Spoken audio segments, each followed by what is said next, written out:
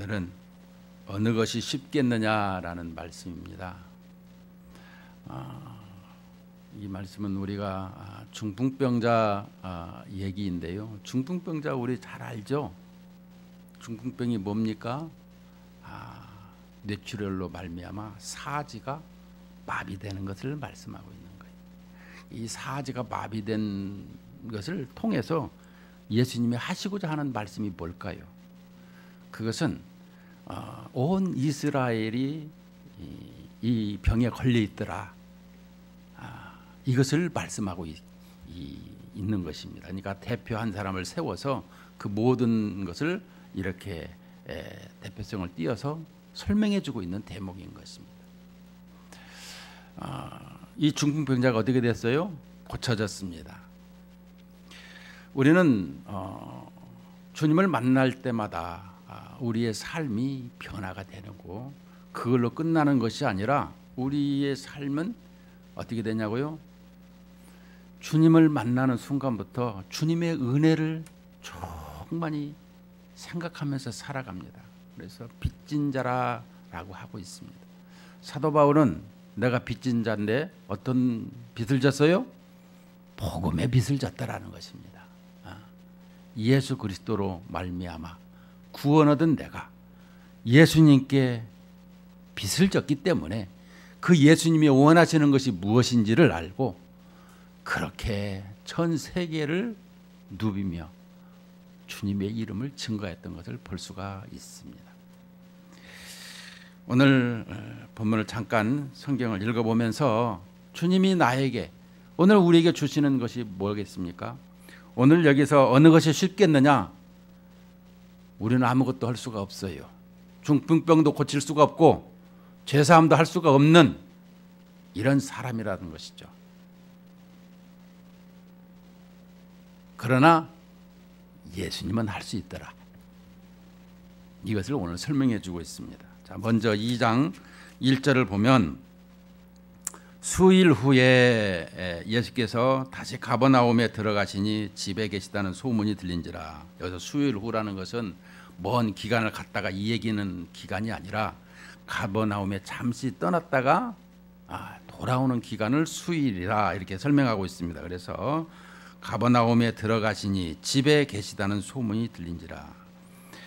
집에 계시다라는 것은 바로 우리가 마태복음 4장에도 보면 어느 집이라고 명명하지는 않았으나 아마 여기 1장 29절에 보면 베드로, 시몬, 안드레의 이 집이 아닌가 이것을 설명해 주고 있습니다.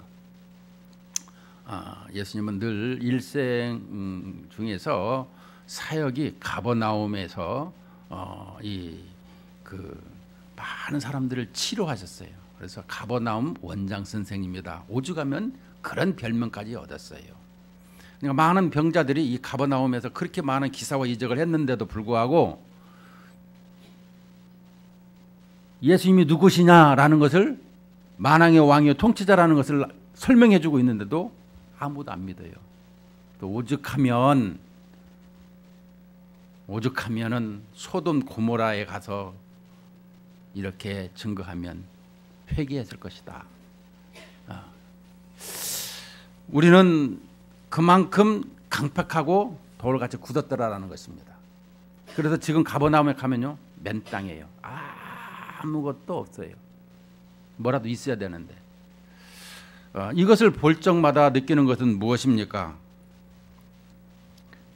사람이 그만큼 강팍하더라라는 것입니다. 오늘 우리에게 여기서 주시는 말씀을 한번 이렇게 잘 생각을 해 보셔야 되는 것입니다. 그래서 집에 계시니 이 소문이 들렸어요. 예수님이 베드로의 안드레 집에 계시다고. 그래서 그 소문을 듣고 많은 병자들이 구름대같이 몰려오기를 시작합니다. 그래서 2절에 보니까 많은 사람이 모여서 문 앞까지도 들어설 자리가 없게 되었는데 예수께서 그들에게 도를 말씀하시더니 문 앞까지 사람들이 꽉 찼어요. 근데 예수님이 하나님의 나라에 대해서 이 복음을 증거하고 계셨더라라는 것입니다. 그런데 여기에 많은 사람이 모여서 문 앞까지 들어설 자리가 없더라라는 것입니다. 여기서 우리가 생각해 볼 게 뭐겠습니까? 지금 중풍병자가 있어요. 사지가 마비된 사람이 있어요. 예수님께 나가기만 하면 고치겠다라는 그 심령을 가지고 지금 예수님 앞에 나아가는데 막고 있어요. 예수님 앞에 나아갈 수가 없어요.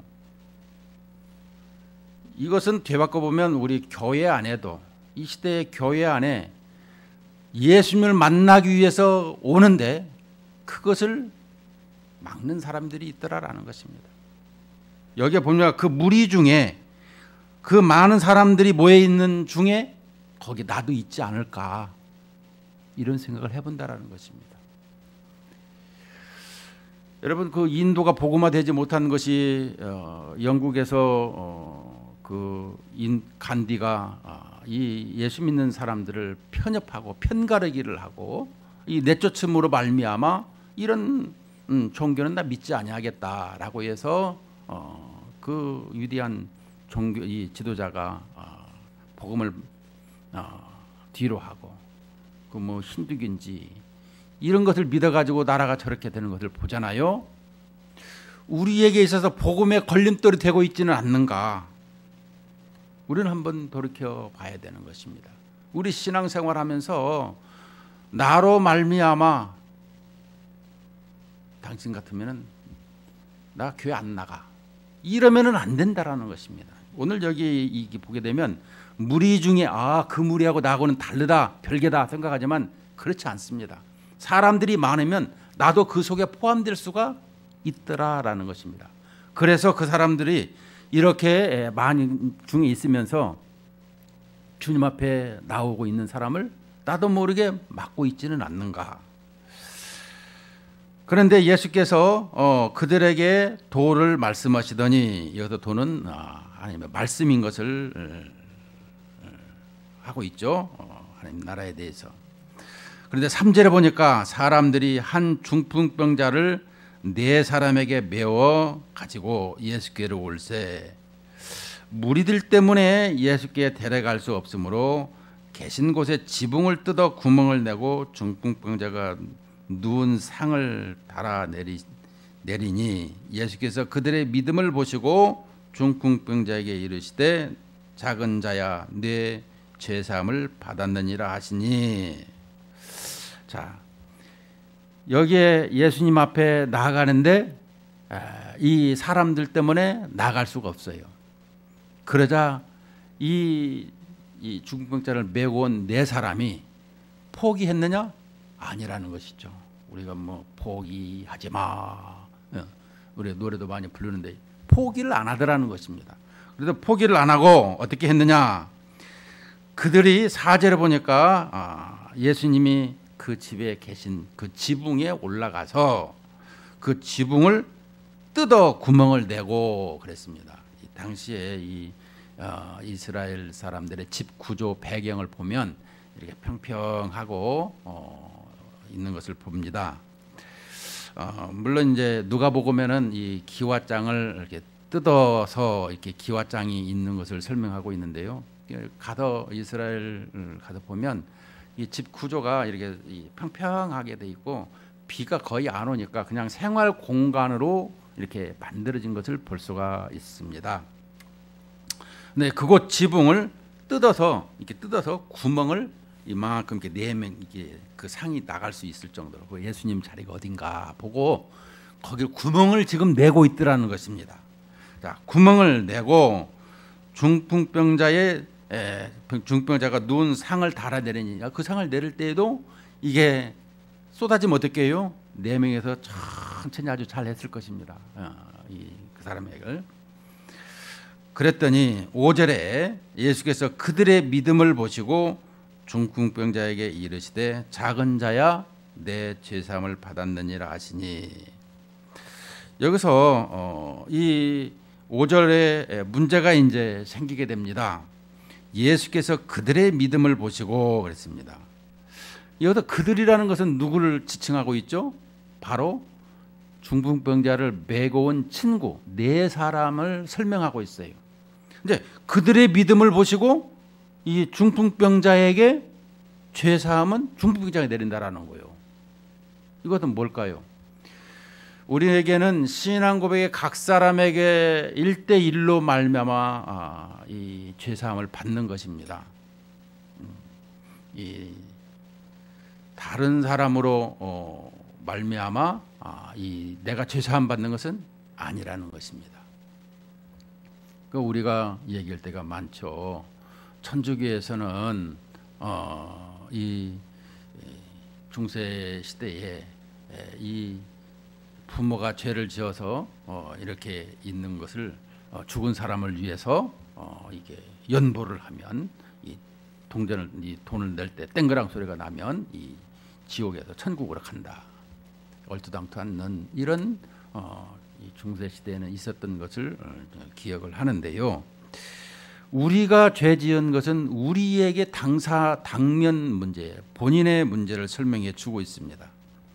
그래서 이것을 생각을 해볼 적에 예수께서 그들의 믿음을 보시고 이 말은 예수님께 나아가기만 하면, 그러니까 이 4명의 사람들이 문제가 있습니다. 이 4명의 사람들은 이 중풍병자의 삶에 있어서 가장 가까이서 이 사람이 어떤 사람인가를 너무너무 잘 알고 있는 사람, 그래서 일가친척일 수도 있고 아주 친한 친구일 수도 있더라라는 것입니다.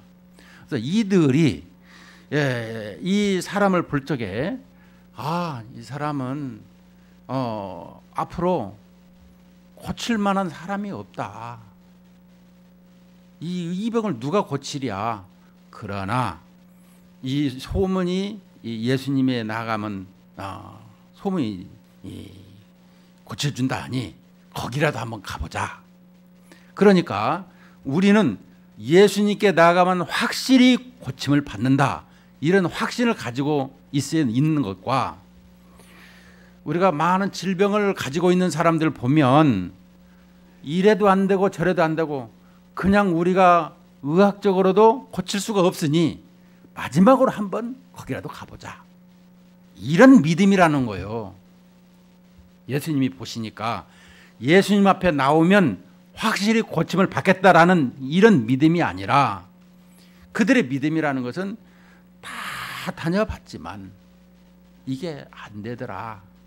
그래서 쉬운 예를 들어서 이제 나의 자녀가 있습니다. 자녀가 아파요. 다 댕겨봤는데 고칠 수가 없어. 근데 어디를 가봐도 괜찮대. 그러면 믿음이 없는 사람이라도 거기를 한번 가보자. 이런 믿음이라는 거예요. 거기 가면 혹시라도 이렇게 생각을 가지고 있었던 이 4사람이었더라. 그래서 그들의 믿음이라는 것을 이렇게 지금 생각하고 있는 것입니다. 그들은 예수님 앞에 나오면 어쨌든지 간에 이 병이 고쳐질 수 있겠구나라고 하는 것을 가지고 그러한 믿음을 예수님이 보셨더라. 이것을 말씀하고 있는 것입니다. 그래서 중풍병자에게 이르시되 작은 자야 내 제사함을 받았느니라 이렇게 하시니, 어떤 서기관들이 거기 앉아서 마음에 생각하기를 이 사람이 어찌 이렇게 말하는가. 신성모독이로다. 오직 하나님 한 분 외에는 누가 능히 죄를 사하겠느냐. 하나님 한 분 외에는 능히 죄를 사하실 수가 없습니다. 그런데 여기 등장하는 것을 보면 서기관이 등장을 하고 있습니다. 서기관이 하는 일이 뭐예요? 이 성경 필사, 성경 박사. 근데 이 성경 박사들이 여기 앉아서 지금은 예수님의 말씀 들으러 왔을까요? 아니에요. 이 서기관들은 여기에 등장할 때 서기관, 바리새인, 제사장 여러 사람들이 등장을 하지만 오늘 처음 이 마가복음 2장에서 이 서기관이 등장하는 것은 바로 예수님의 말씀을 책잡기 위해서, 그러니까 이 수첩을 하나 딱 가지고 와가지고 예수님께서 무슨 말씀을 하는가 낱낱이 적어가지고 잘못한 것을 그걸 트집을 잡는 거예요. 그것을 하고자 지금 서기관이 와 있더라라는 것입니다. 어떤 교회는 이렇게 어떤 목사님의 설교를 낱낱이 기록해가지고 또 그것을 예배 끝난 다음에 말하는 교인도 있다고 하는 얘기를 들은 적도 있는데요. 이 서기관이 아닌가. 그래서 우리가 늘상 얘기하는 것이 교회에서 서기관과 바리새인 신앙인이 되지 마시오, 이런 얘기를 하지 않습니까? 이 신성 모독이로다. 이 서기관이 이렇게 예수님에 대해서 모르고 이스라엘 사람들에 대해서 성경을 풀어서 복음의 무엇인지를 바르게 가르치는 것보다 613조개나 되는 율법을 만들어 가지고 이렇게 지켜야 된다고, 그래서 그들을 얽매이게 만드는 거예요. 그래서 정죄하고 죽이는 것만 하는 이런 모습을 취했던 것이 이 서기관과 당시 지도자들이었더라라는 것입니다. 지도자가 우리 이 불적에 사람을 살리고 사람을 이렇게 평안을 주고 이런 모습을 가는 지도자가 돼야 되지, 그저 잘못했다고 정죄하고 죽이고 때리고 이 어디 살겠어요? 저도 이런 생각을 하면서 생각할 때가 많아요. 얼굴이 굳어 있거나 그럴 적마다 왜 이래야 되는가? 하나님의 이름을 증거하고 하나님의 이름을 높이고 찬양하는 데 있어서는 항상 밝고 또 행복한 모습으로 이렇게 증거해야 되는 거 아닌가, 이런 생각을 많이 해봅니다. 여기에서 보게 되면 이 바리새인 나름 다음에 나오지만은 일단은 이 서기관이 나와서 이 신성 모독이로다.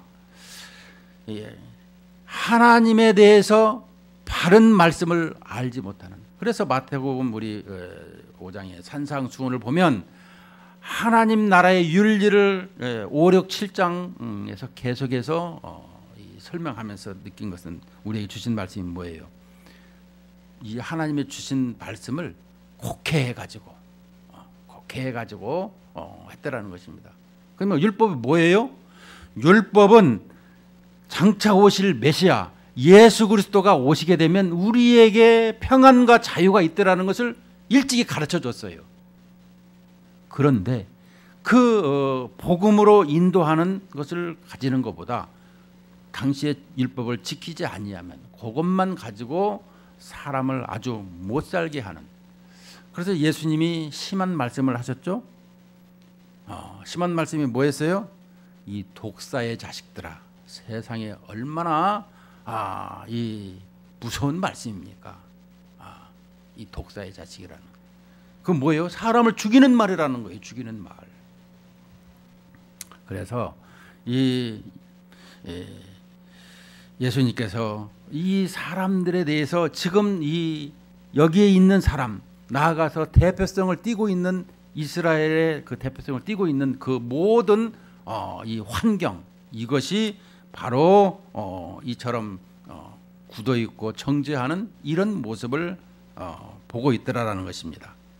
그래서 8절에 보면 우리 8, 9, 10절을 한번 보도록 하십시다. 그들이 속으로 이렇게 생각하는 줄을, 속으로 이렇게 생각하는 줄을 예수께서 곧 중심에 아시고 이르시되 어찌하여 이것을 마음에 생각하느냐? 중풍병자에게 내 죄사함을 받았느니라 하는 말과 일어나 내 상을 가지고 걸어가라 하는 말 중에서 어느 것이 쉽겠느냐? 그러나 인자가 땅에서 죄를 사하는 권세가 있는 줄을 너희로 알게 하려 하노라 하시고 중풍병자에게 말씀하시되 내가 네게 이르노니 일어나 내 상을 가지고 집으로 가라 하시니. 자, 이걸 보십시다.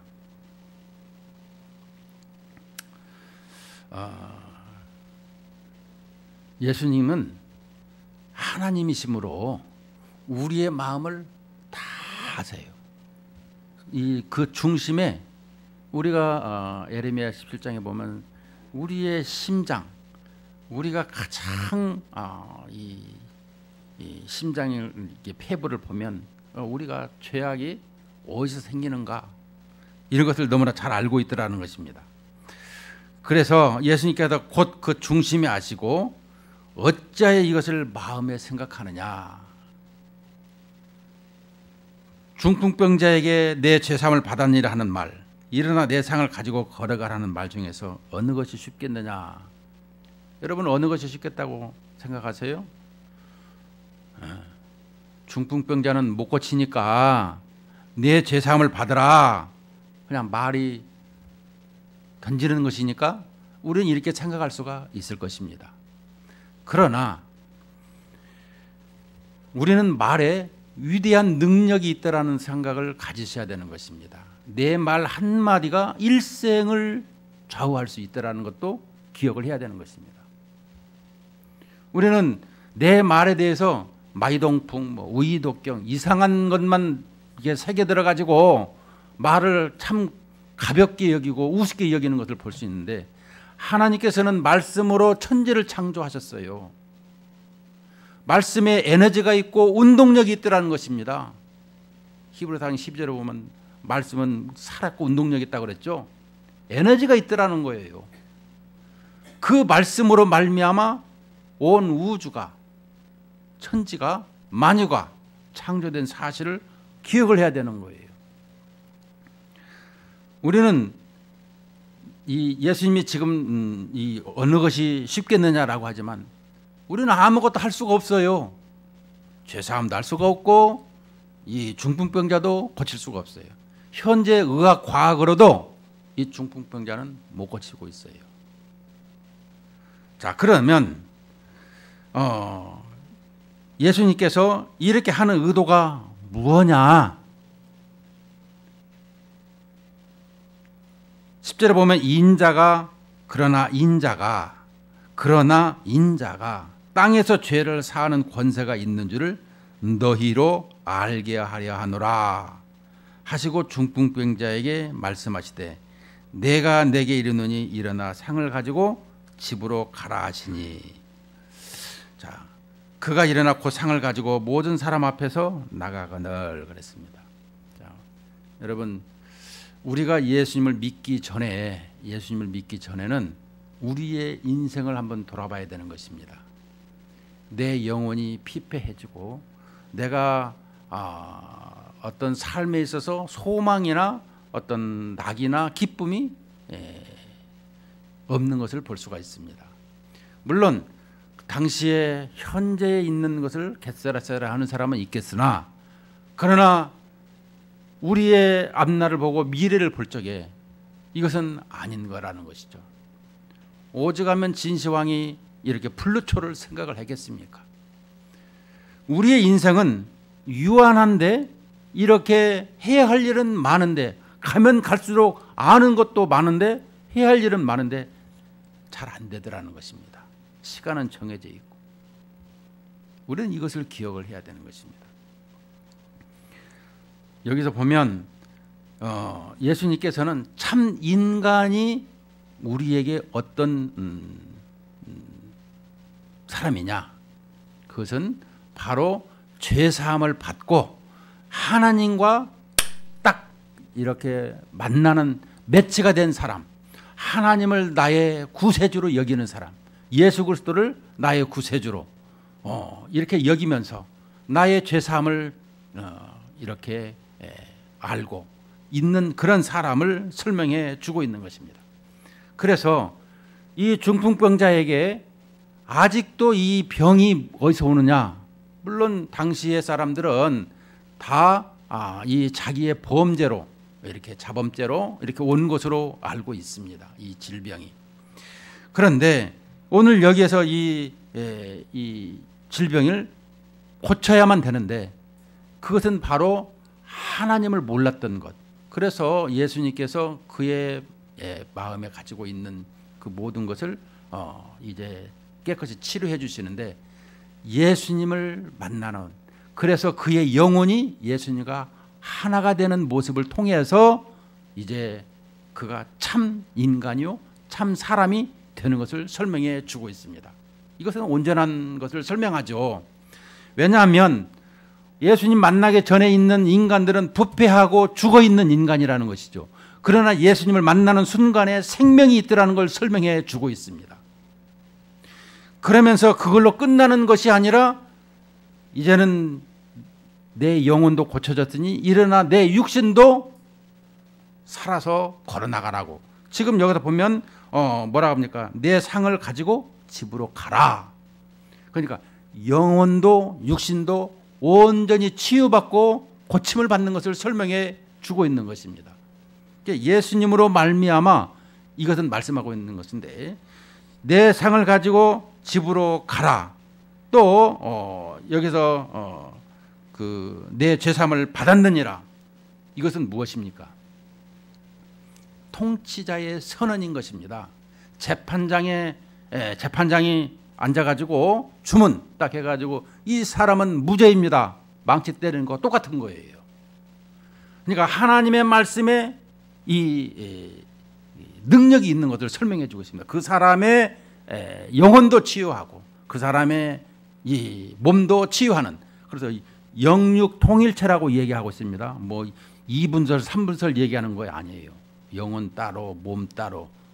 예전에는 이원론 얘기했잖아요. 육신은 더럽고 영은 깨끗하다. 그게 아니에요. 영육 통일체가 우리가 부활의 몸도 이런 몸이지만 이 부활의 몸으로 다시 우리의 이런 몸을 가지고 있죠. 지금은 썩지만 썩지 않는 부활의 몸을 가진다라는 것입니다. 우리가 하나님의 형상은 항상 볼 적에 그 영이라고 했지만 예수님이 이 땅에 오셔서 그렇게 부활하신 몸을 설명해 주셨죠. 예, 그것을 설명해 주고 있습니다.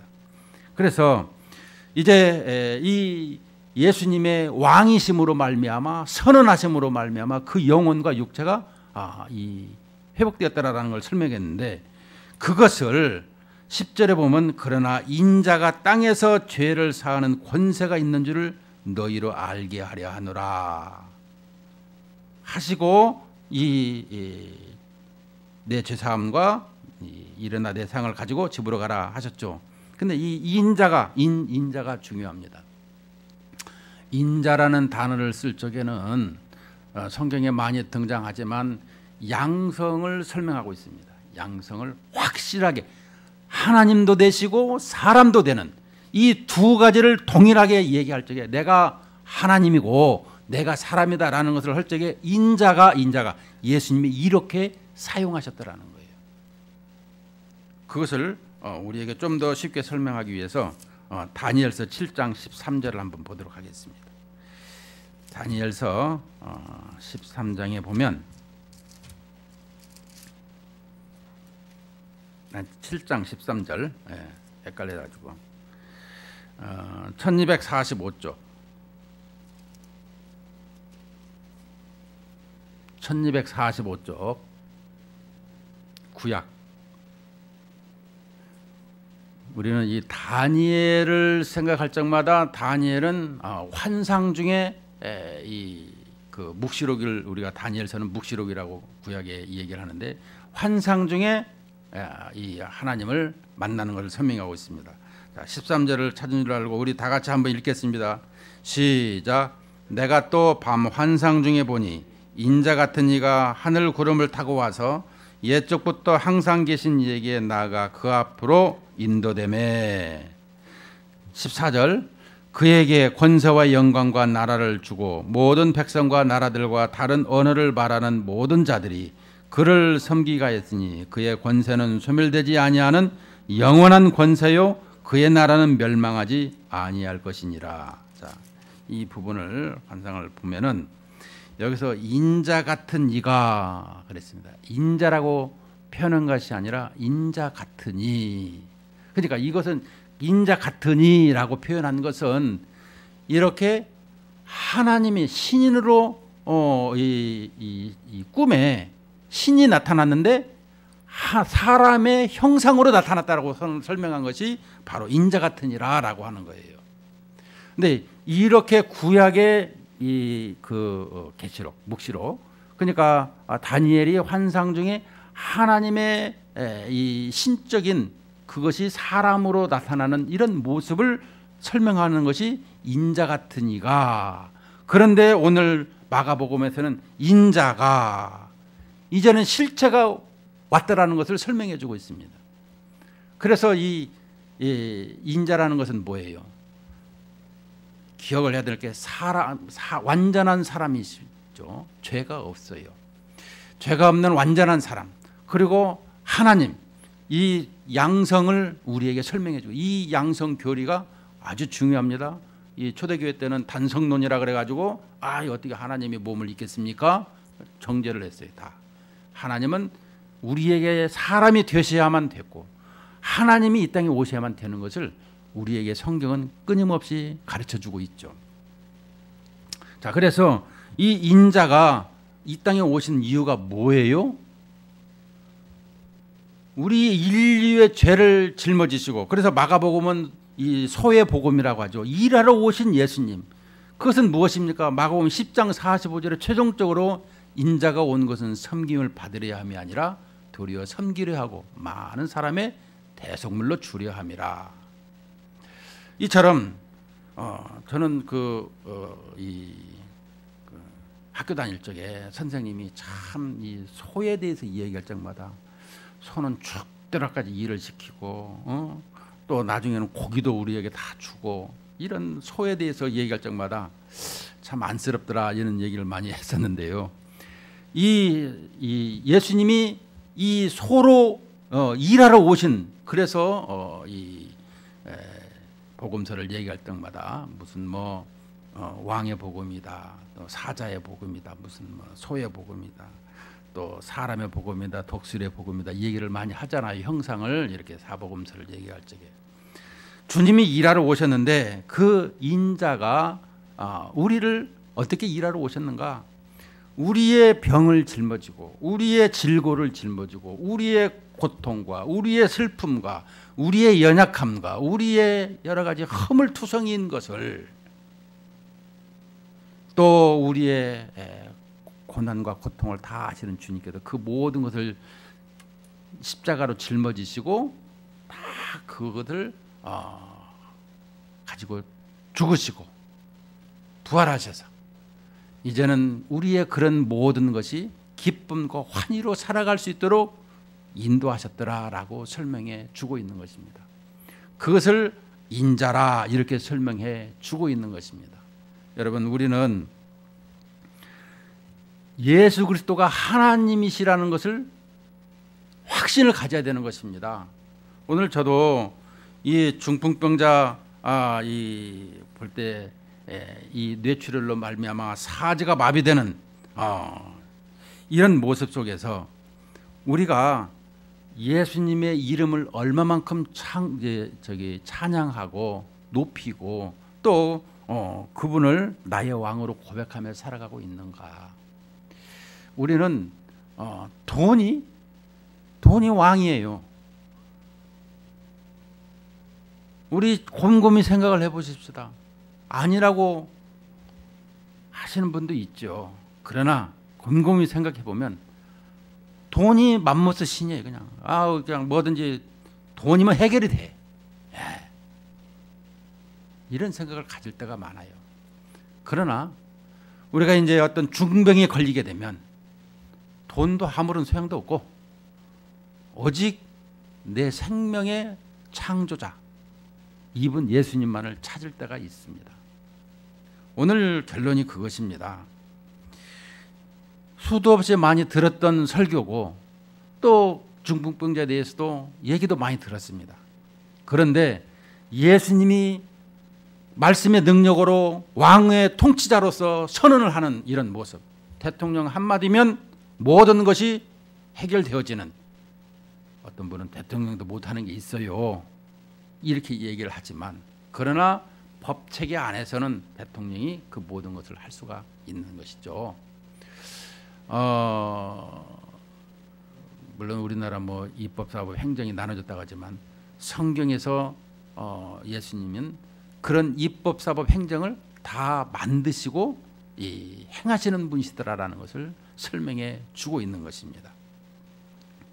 결론적으로 오늘 우리에게 주시는 말씀이 뭐겠습니까? 우리는 하나님의 이름을 이렇게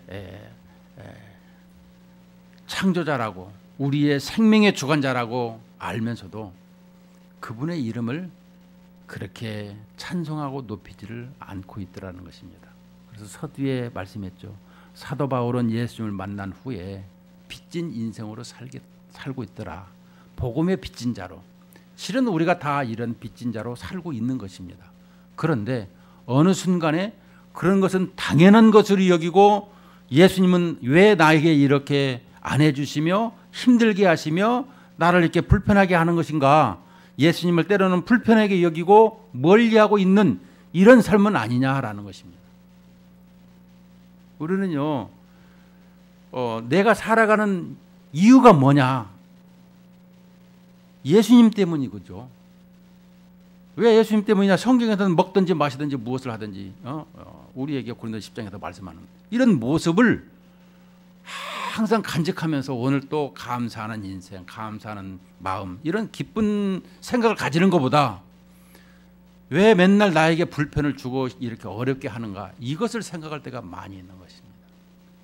우리는요, 하나님께서 보잘것없는 죽었던 인생들을 다시 살리셔서 하나님의 은혜로 예배하는 이 장소로 나오게 하신 걸 생각할 때마다 너무너무 감사한 거예요. 오직 하면 누워서라도, 병이 들면 누워서라도 예배를 드리는 것, 하나님을 만나는 것, 하나님의 얼굴. 그래서 민수기 4장에 보면 우리에게 이 얼굴이, 우리 이 하나님의 얼굴이 내게로 보여져야 된다는 것이죠. 민수기 6장인가요? 이 모습을 통해서 우리의 신앙생활은, 결론은 이것입니다. 내가 곧 길이요 진리요 생명이라는 예수님을 통해서 하나님의 나라에 영원토록 함께하는 생명을 가지는 것을 우리에게 말씀해 주고 있더라면, 그 주님을 날마다 입술 벌려 적어도 하루에 밥 3끼 먹듯이 찬송하고 기뻐하는 모습을 가질 수 있어야 될 뿐만 아니라 그 복음의 빚진 자로서 사람을 증거하고 전하는 이런 모습을 살아야 되는 것입니다. 오늘 이렇게 하나님 말씀에 우리에게 늘 그런 모습을 살라고 하시지만 우리는 그렇게 과연 얼마나 하고 있는가? 마태복음 5장 16절에 보면 이같이 너희 빛이 사람 앞에서 비치게 하여 그들로 너희 착한 행실을 보고 하늘에 계신 너희 아버지께 영광을 돌리게 하라. 너희는 썩어져가는 구습을 버리고 옛사람을 버리고 의와 진리와 거룩함으로 지으심을 받은 이 새 사람을 입으라. 우리는 고린도후서 5장 17절에도 이미 새로운 피조물이 되었고 새로운 옷을 입었고 또 항상 빛을 내는 이런 삶을 살으라라고 주님께서는 우리에게 계속해서 명령하시고 말씀하시고 또 알게 하시고 듣게 하시고 행하도록 날마다 성령 하나님께서 그렇게 해야 되지 않느냐라고 하고 있습니다. 근데 우리가 그렇지 못하는 것은 아직도 세상에 다리가 그쪽에 있어가지고 나아가지를 못하고 있는 것입니다. 온전히 세상에서 뛰어서 예수님의 나라에 온전히 이 몸을 싣고 있는 모습을 가질 때에 우리가 이 헌신하고 또 열심히 행하는 것을 볼 수가 있는 것입니다. 말로만 하는 것이 아니라, 말로만 하는 것은 서기관 바리새인들이라겠습니다. 우리는 참 하나님의 아들로서 신자로서의 이런 모습을 가지는 것은 항상 소리 없이 또 주님이 기뻐하시는 모습을 보면서 이런 우리의 인생이 되시고 매일의 삶이 되시기를 주님의 이름으로 축원을 드립니다.